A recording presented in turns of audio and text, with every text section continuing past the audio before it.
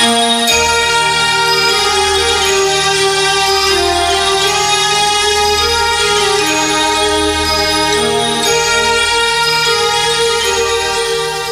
believe we are at the phase of maximum metacrisis. It's probably, given the birth analogy, just as the head is coming out of the birth canal. And we are undergoing a selection process based on states of consciousness, from the self-centered womb state to the whole-centered, God-centered, universal state. And we can feel ourselves choosing minute by minute whether we want to go back or want to be separate, or whether we are attracted and want to go forward and are aware of our power as co-creators with God.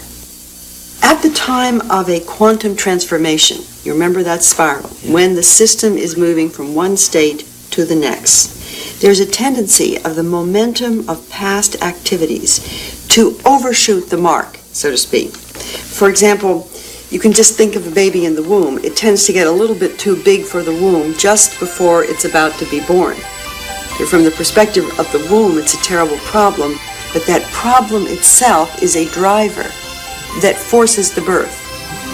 Now, if we take that analogy and look at what's happened on Earth, be fruitful and multiply, which is the commandment for all these 10,000 years of human history, it's gone a bit too far and it's becoming overpopulation. Preserve all life has gone a bit too far, and it's resulting in undesirable technological prolongation of animal-human life.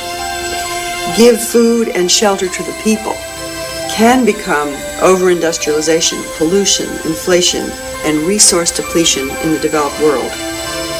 All these so-called problems are caused by a natural overreaching of a past phase of growth.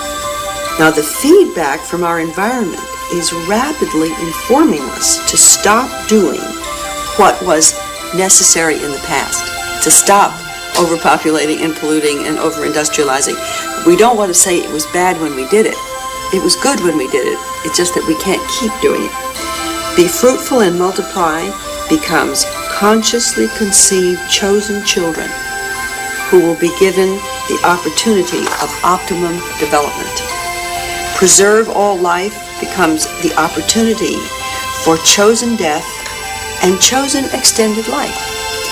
Give food and shelter to the people becomes activate the creative revolution. Build new worlds on Earth, new worlds in space, an environment of resources capable of meeting the needs of all members of the social body without suppressing the creativity of any members of that body. Well, Barbara, our current materialistic thinking and behavior that is so prevalent now, isn't that actually a catalyst in that process? Yes, it really is. Not only has it brought us to overshooting the mark and acting as an evolutionary driver, but we mustn't forget that there's a real positive side to materialism. There's the whole idea of progress and human betterment came out of our understanding of the material world. It has been exemplified in science, art, industry, medicine, architecture. The great capacity of the human mind to understand the laws of nature and build new forms out of old, to create more out of less, to invent bodies to overcome limits like submarines, airplanes, and rockets.